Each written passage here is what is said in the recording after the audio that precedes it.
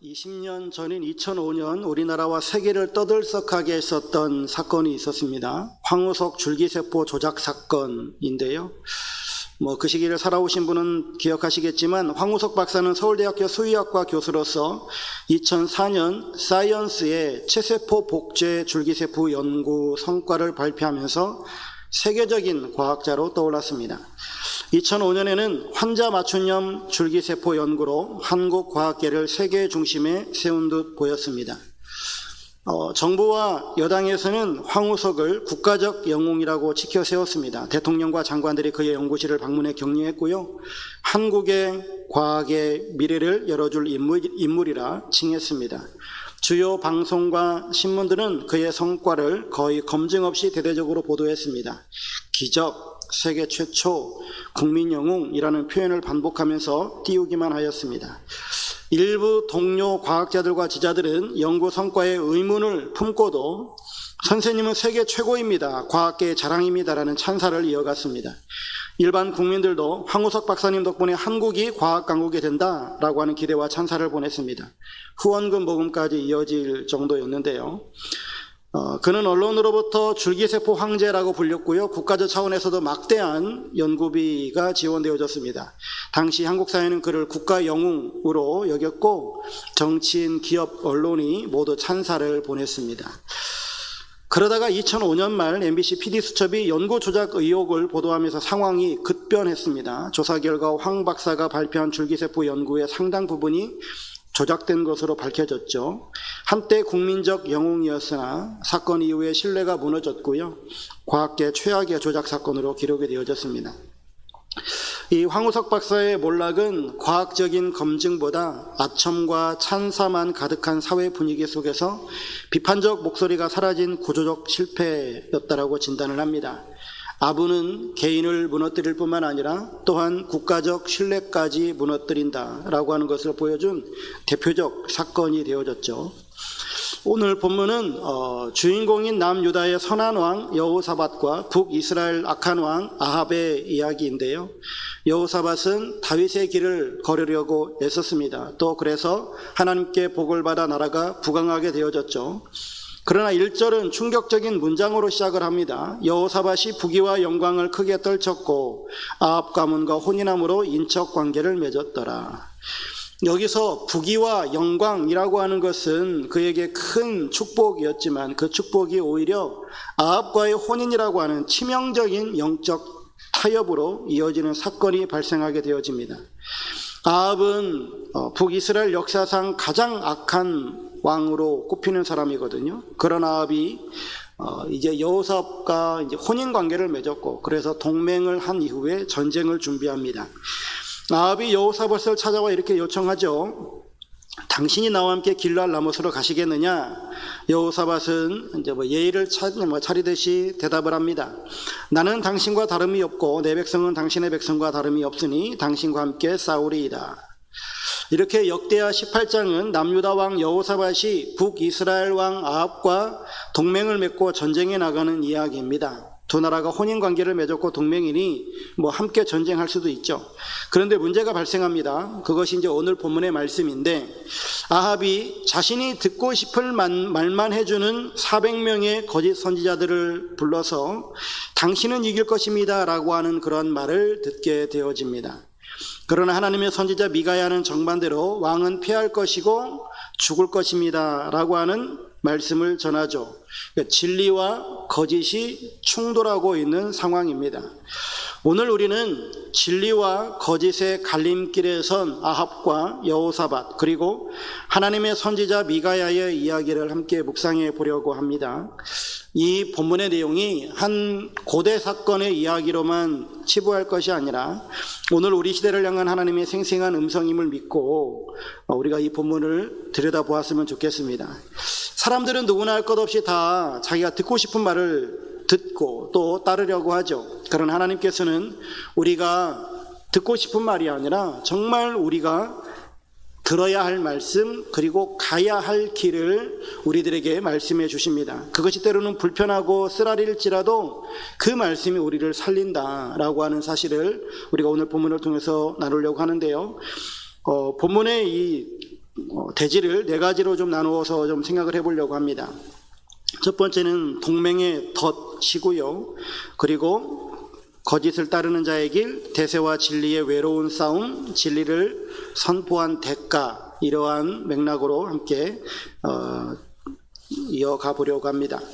첫 번째는요, 동맹의 덫입니다. 평안으로 포장된 영적 타협인데요. 1절에서 3절에 있는 말씀인데, 여호사밧의 가장 큰 실수는 무엇이었을까? 그것은 하나님의 영광을 위해서 주어진 부귀와 영광을 세상과의 동맹을 맺는 데 썼다라고 하는 거예요. 여호사밧에게 부귀와 영광은 강대국인 아합과 어깨를 나란히 할 수 있는 수단이 되어졌습니다. 그러면 하나님께서 자신에게 주신 이 힘, 그리고 이 부귀로움을 가지고 북이스라엘과 견줄 만한 어떤 그런 힘을 갖추게 되어졌으면 이것을 가지고 더욱더 하나님께 영광이 되어지는 일들을 했어야 되는데, 나도 당신만큼 힘이 세졌으니까 우리 함께 이제 동맹을 맺읍시다 하면서 혼인관계를 맺었다라고 하는 거예요. 영적인 순결보다 정치적인 안정과 확장이라고 하는 미명 아래 아합과 사돈관계를 맺게 되어졌다라고 하는 겁니다.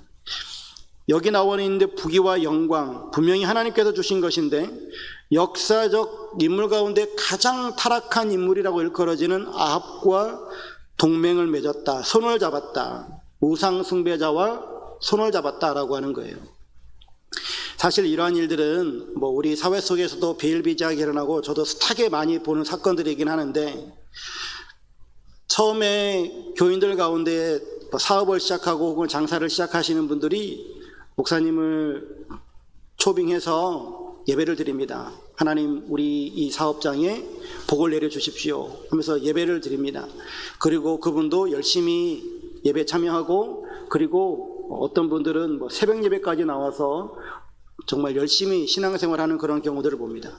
하나님께서 그에게 복을 주셔서 그가 좀 잘 되면 어떤 일들이 발생하느냐, 다 그렇다는 건 아니지만, 그런데 상당수 많은 부분이 그런데 주일날 예배 참석을 못해요. 왜요? 바빠서요. 바빠서 교회를 못 오겠대요. 전화를 하면 아유 가야 되는데요, 너무 바빠요. 그에게는요, 그 잘됨이 오히려 복이 아니라 저주가 된 거죠. 지금 이런 상황이 되어진 겁니다. 우리 현대인들에게 바로 이러한 우상숭배로 빠지게 되어지는, 그리고 죄로 빠지게 되어지는 이런 일들이 발생하게 되어지는 것, 우리가 우상숭배하는 그런 경우들, 우상숭배가 두 가지 케이스잖아요. 하나님 아닌 것을 하나님으로 섬기는 것, 하나님 아닌 방법으로 섬기는 것. 그러니까 하나님 아닌 것을 하나님으로 섬기는 것은 금송아지가 대표적인 케이스라가 될 수 있을 것이고, 그리고 하나님을 섬김에 있어서 하나님의 방법이 아닌 것으로 섬기는 일들도 우리 가운데 비일비재하게 일어나요. 때로는 이런 십자가 형상들이 우리에게 우상이 되어지기도 하고요. 어떤 분들에게는 예배가 우상이 되어지기도 하고요. 제가 말씀을 드리지만 하나님이 우상이 되는 경우들도 있어요. 이거 참 아이러니죠. 하나님을 믿는 사람이 하나님을 우상으로 섬겨요. 이런 일들이 비일비재하게 우리에게 일어난다고요. 그 신앙의 목적이 무엇인가를 상실해버리면 하나님을 우상으로 섬기게 되어지는 이런 일들까지 발생하게 되어진다라고 하는 것이죠. 여러분, 우리가 가장 잘하는 것, 가장 많이 가진 것을 가지고 우리가 하나님보다 더 신뢰하게 되어지면 이것이 이제 우상숭배로 빠지게 되어지는 이제 지름길이 되어지는데, 결국 이렇게 우리가 악한 자와 동맹을 맺고 그리고 우리가 우상을 가지게 되어지면 그러한 것들은 반드시 우리에게서 순결한 믿음을 요구합니다. 그러니까 믿음을 뺏어가 버린다라고 하는 거예요. 결국 우리는 영적인 힘을 소진하게 되어지고요, 결국은 원치 않는 길로 가게 되어집니다. 오늘날 우리는 여호사밧의 실수를 반복하고 살아가는 경우들이 있는데, 교회가 세상으로 들어가야 된다, 세상에 들어가서 빛과 소금의 사명을 감당해야 된다 라고 하는 이 명제, 이거 너무나 훌륭한 명제이고 너무나 훌륭한 진리의 말씀이죠.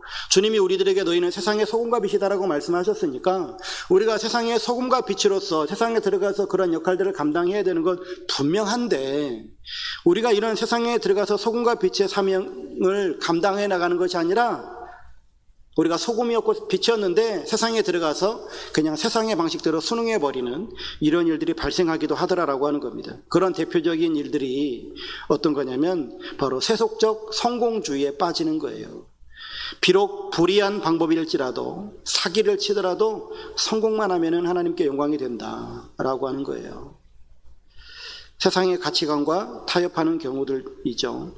그러니까 사기를 치더라도 내가 부자가 되어져서 하나님 앞에 11조를 많이 하면 교인들이 내가 사기를 쳤는지 안 쳤는지는 모르니까 하나님께 복 받았다라고 막 그렇게 이야기를 해주니까 으쓱으쓱하죠. 그리고 자기는 하나님 앞에 11조를 많이 했으니까 자기의 죄가 그냥 퉁 쳐진 것으로 생각을 합니다. 그런 게 어디 있어요. 그런데에도 불구하고 이렇게 세속적인 성공주의에 빠지게 되어지면 이런 일들이 발생을 해요. 또 편의주의적인 영성을 갖는 경우들도 정말로 많은데요. 기도와 말씀으로 경건한 삶을 살기보다는 뭐 이 정도면 괜찮지, 나 정도면 신앙생활 열심히 하는 거지 라고 하면서 거룩한 습관을 포기하는 경우들이 많이 발생합니다. 또 많이 일어나는 경우들이 말씀의 왜곡인데요. 여러분들 성경을 한번 보시면 성경에 뭐 밑줄 치우시는 분들이 있으시죠. 밑줄 긋는 그 모든 말씀들을 한번 보세요. 거기에 여러분들 화로다 이런 자들은 저주가 있을지어다 거기 밑줄 쳐신 분들 계십니까? 근데 신명기에서는 그런 저주의 말씀에도 하나님께서는 아멘할지어다 아멘할지어다라고 그랬거든요. 복을 선포하는 말씀에는 아멘할지어다라고 말씀하지 않으세요. 근데 저주를 선포하는 말씀에는 아멘할지어다라고 말씀하시거든요.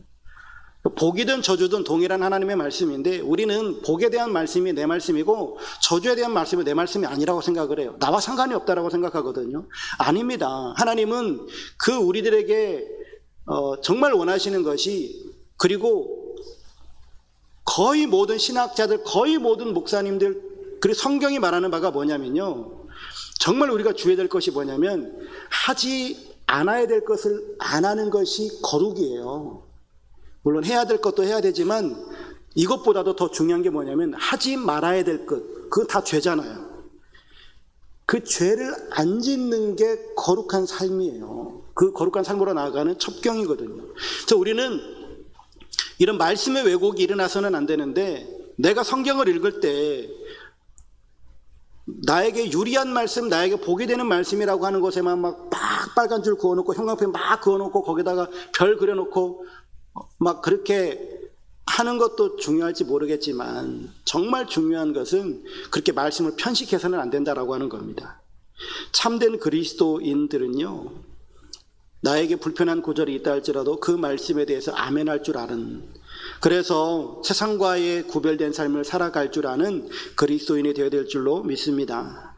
두 번째는요, 거짓을 따르는 자의 길인데 4절부터 11절에 나와 있는 말씀입니다. 여호사밧이 아합과 동맹 관계를 맺고 이제 전쟁을 준비함에 있어서 하나님께 이것이 하나님의 뜻인지를 묻기를 원합니다. 그래서 청하건대 먼저 여호와의 말씀이 어떠하신지 오늘 물어보소서라고 요청을 합니다. 이 요청에 아합은 400명의 선지자를 불러 모으고요, 그리고 그 선지자들이 한 목소리로 외치죠. 5절 하반절에 보면 올라가소서 하나님이 그 성읍을 왕의 손에 붙이시리이다. 그러나 그것은 사람이 만들어낸 소리였습니다. 더 정확하게 말하면 하나님께서 아합에게 거짓의 영을 허락하셨습니다.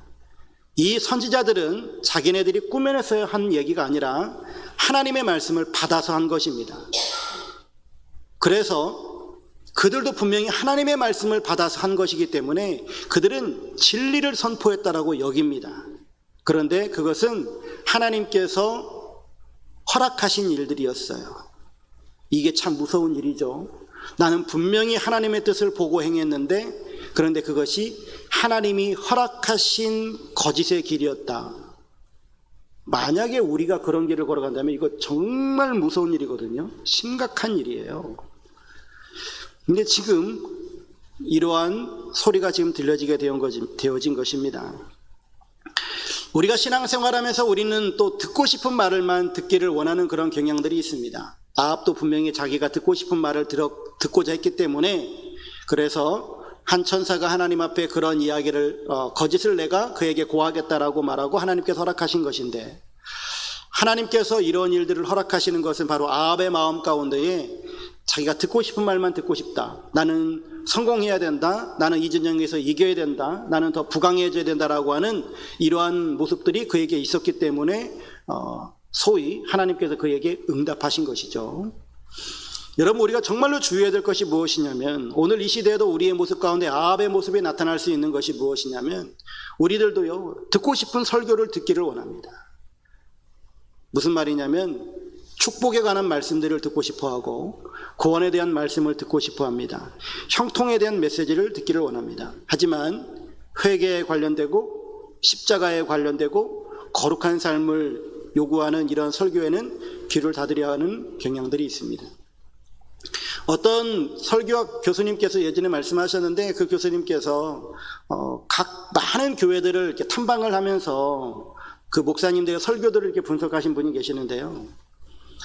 목사님의 그런 대략적인 메시지, 그런 풍이 있잖아요. 메시지가 이런 흐름으로 가는, 어떤 교회는 회개와 거룩을 되게 많이 강조하시는 목사님의 그 교회는요, 성도들이 올 때 다 이렇게 우거지상으로 온대요. 교회를 들어올 때. 그런데 목사님이 막 형통할 때다, 복이 있을 때다, 복에 대한 설교를 정말로 많이 하는 교회들은요, 성도들이 다 이렇게 웃는 얼굴로 들어오더래요. 이게 왜 이렇게 차이가 날까? 참 궁금했대요. 오늘 무슨 말씀하실지 모르잖아요. 근데 목사님이 그냥 그렇게 평생 동안 그런 설교를 해 오셨기 때문에 성도들도 그냥 그렇게 듣고 그거를 그냥 뭐 영적으로 아는지 하여튼 그렇게 오더래요. 근데 왜 복에 대한 메시지를 선포하는 성도들은 왜 웃는 얼굴로 오고, 회개와 혹은 거룩에 대한 이런 설교를 강조하는 목사님의 교회는 왜 이렇게 성도들의 표정이 어두울까? 여러분, 어떤 면에서 보게 될지, 물론 복도 우리들에게 중요하지만 회개와 거룩에 대한 메시지는 정말로 우리들에게 필요한 메시지거든요. 그런 메시지를 더 사모하는 마음으로 그런 말씀들을 아멘해야 할 텐데, 물론 그분들 아멘 하겠죠. 아멘 하니까 그게 출석하시겠죠. 그런데 왜 표정이 어두울까요? 그런 말씀을 들을 때마다 더 우리가 하나님 앞에 그런 말씀을 더 들었으니, 더 회개를 많이 했고 더 거룩해졌으니 더 밝은 낯으로 하나님 앞에 가야 되는 것이 옳지 않을까 하는 생각이 들어지는데, 그렇지 않더라라고 하는 거죠. 여러분, 우리가 신앙생활하면서 여러분들은 이제 어떤 메시지를 더 추구하시는지는 모르겠습니다. 제가 제 설교를 냉정하게 딱 어떤 컨설팅을 받아본 적이 없었기 때문에 제 설교가 어떻다라고 저도 사실은 잘 몰라요. 대부분의 많은 목회자들이 자기가 구사하는 언어의 어떤 틀이 있고, 그리고 대부분의 그런 주제들이 있잖아요. 사실 대부분 거기를 벗어나지 못하는 경우들이 많이 있잖아요. 그래서 이제 제가 어떠한 설교를 하는지 저는 잘 모르겠지만, 어쨌든 여러분, 우리가 듣고 싶은 설교만 듣고자 하는 것, 그리고 십자가 없는 복음, 회개 없는 축복, 이러한 것들만은 우리가 염원하고 있다라고 한다면, 내가 듣고 싶은 소리만을 듣고자 한다면 하나님께서는 나에게 무조건 축복만 해주셔야 된다, 내가 성공의 길을 걸어가야 된다라고 하는 이런 생각만을 갖고자 한다면 우리는 속아 넘어질 수도 있다라고 하는 겁니다. 때로는요, 거짓이 우리를 속일 때에 진리가 아무리 외쳐도 그 소리에 귀를 닫게 되어지는 경우들이 발생하는 상황들이 어떤 상황이냐면, 오늘 본문에도 나오지만 400대 1의 싸움이거든요. 진리를 외치는 미가야는 한 사람이고 나머지 거짓을 말하고 있는 선지자가 400명이에요. 대다수가 이것이 진리다라고 이야기를 하면은 많은 사람들은 군중심리에 의해서 끌려갈 수밖에 없고 따라갈 수밖에 없어요. 그런데 우리가 우리 마음 가운데에 정말로 하나님의 말씀보다 내가 듣고 싶은 말을 더 듣고자 하는 그런 마음이 자리하고 있다라고 한다면, 우리는 하나님의 말씀이 만약 소수라면 이 말씀은 버리고 다수인 거짓의 길을 따라갈 수도 있다라고 하는 것이죠. 그래서 우리는 선택해야만 합니다. 많은 사람의 말을 따라갈 것이냐, 하나님의 말씀에 따라갈 것이냐. 세 번째로는요, 대세와 진리의 외로운 싸움이에요. 이제 이 본문은 이제 한 명, 미가야에 관련된 말씀인데, 아합이 보낸 사신이 미가야를 찾아와서 말합니다. 제발 왕에게 좋은 말만 해라. 모두가 그렇게 말하고 있지 않느냐. 그러나 미가야는 단호하게 대답합니다. 내 하나님께서 말씀하시는 것만 말하리라. 이것이 바로 하나님의 사람의 태도이고 우리가 이러한 삶을 살아가야 될 줄로 믿습니다. 진리의 사람은요, 외로울 수 있어요. 그러나 그 외로움이 하나님의 영광인 줄로 믿습니다. 그 외로움이 우리들에게는 하나님의 영광이 될 수 있다라고 하는 사실이에요. 진리를 전했지만 그것은 왕위의 마음을 거스를 수 있고 그로 말미암아서 내게 화가 맺힐 수도 있어요. 오늘날도요, 진리를 선포하는 것은 결코 쉽지 않습니다. 이 세상은 하나님을 모르는 세상이에요. 그러다 보니까 이 세상은 상대주의가 만연하고 다원주의적인 사고 속에 있어요. 뭐 하나님만 믿는다고 구원받냐? 구원은 여기 있는데 구원으로 가는 길은 여러 가지가 있다라고 하는 그런 다원주의 논리 속에 살아갑니다. 교회 안에도 뭐 지금 벌써 수십 년 동안 교회 안에, 우리 한국 교회 안에 번영신학 그리고 성공신학이 들어와 가지고 우리 한국 교회를 심각하게 오염시켜 놨잖아요. 벌써 한 30년, 거의 40년 가량을 한국 사회는 이런 경제적 성장과 더불어서 교회가 비약적인 성장할 때 번영신학이 들어와서 이것을 아주 잘 포장해가지고 성공하는 것이 하나님의 영광이다라고 하는 이러한 논리가, 그리고 이것이 복음화되어져 가지고 교회를 이미 심각하게 오염시켰어요. 이제서야 2020년대가 되어져서야 이것이 번영신학이 너무나 잘못된 거다, 복음을 너무 심각하게 왜곡하는 것이다라고 하는 것을 깨닫고 이제야 자성의 목소리도 나오지만 이미 교회 안에 있는 신앙생활 수십 년 해오신 분들은 거기에 사상에 쪄들어가지고요, 절대 안 들어요. 바꿀 생각이 없어요. 복 받아야지, 그리고 잘 살아야지, 그게 하나님께 영광이지, 높은 곳에 올라가서 선한 영향력을 끼쳐야지, 이런 생각 속에 사로잡혀 있어요. 하나님께서 우리들에게 언제 고지론을 말씀하셨습니까? 언제 높은 곳에 올라가서 너희들이 선한 영향력을 끼치라고 하셨어요? 우리가 세상에 있는 곳 어느 곳에 가든지 간에 그곳에서 우리는 하나님의 뜻을 이루면 되는 것 아니겠습니까? 사랑하는 우리 성도 여러분, 우리는 이 시대마다 미가야와 같은 사람을 하나님께서 찾으실 때, 하나님, 미가야가 여기 있습니다, 내가 여기 있습니다, 나를 써 주시옵소서라고 담대히 선포할 수 있는 우리 모두가 되어야 될 줄로 믿습니다. 오늘날 그리스도인들이 정말로 미가야의 영성을 회복해야 되겠다라고 하는 거예요.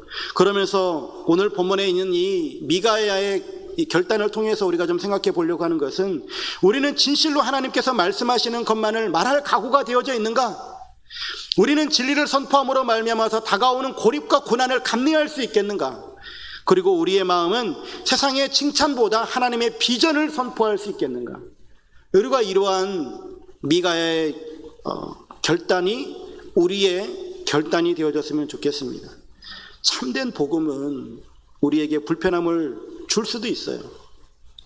우리의 죄를 지적하고 우리의 탐욕을 폭로하고 우리에게 때로는 희생과 헌신을 요구할 수도 있습니다. 그러나 이 불편함이야말로 우리의 영혼을 살리는 백신이 되어질 줄로 믿습니다.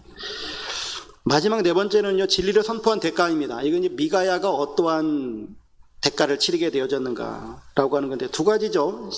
선지자 시드기야가 미가야를 모욕하고 뺨을 때리고 아합은 미가야를 옥에 가두었습니다. 이게 이제 뭐 결과인데, 오늘 우리에게도 동일하죠. 진리를 거부하는 세상 가운데 우리가 진리를 외치게 되어지면 이러한 모욕감이, 또 우리의 불편함이, 우리에게 손해가, 희생이 따를 수도 있습니다. 하지만 우리는 이러한 것을 감내하고라도 분명히 이 길을 걸어가야 할 줄로 믿습니다. 근데 우리가 이 모습을 미가야의 관점이 아닌 아합의 관점에서 보게 되어지면요, 아합은 미가야의 음성을 들었습니다. 더 구체적으로 하면 미가야를 통한 하나님의 뜻을 그가 들었습니다. 미가야를 통한 하나님의 뜻은 무엇이냐면 이 전쟁을 나가게 되어지면 죽는다 였어요. 여러분, 하나님의 뜻이 우리들에게 들려질 때에 그것이 때로는 우리의 생과 사를 결정할 수도 있는 문제가 되어지기도 하더라라고 하는 거예요. 진리를 버린 교회가 무너지고 진리를 떠난 성도는 결국은 영원히 죽겠죠. 오늘 교회가 살 길은 오직 한 길, 진리 위에 서야 할 줄로 믿습니다.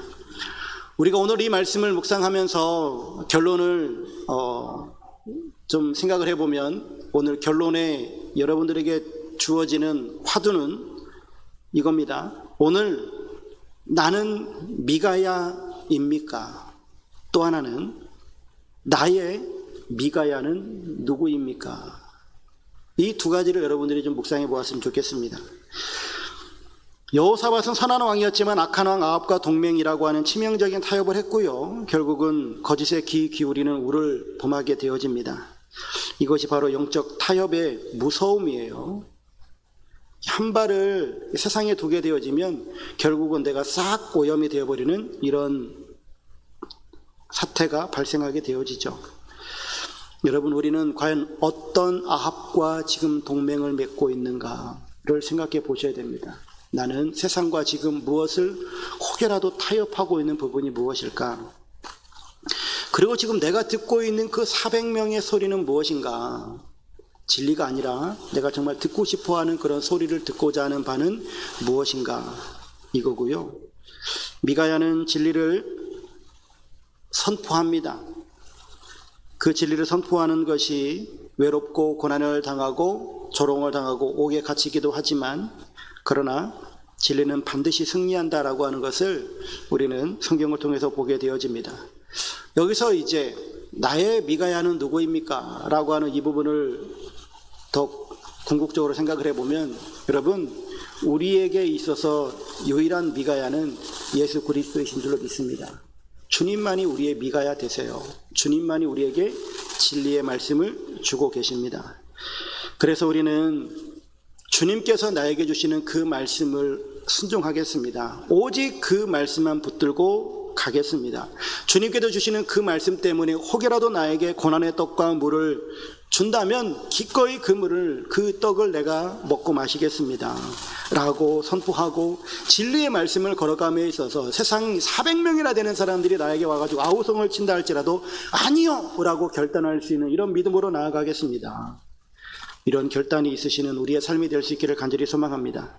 그러면서 오늘 여러분들에게 질문을 드립니다. 나는 듣고 싶을 말만 따르고 있지 않은가? 나는 외롭더라도 진리를 붙드는 사람인가?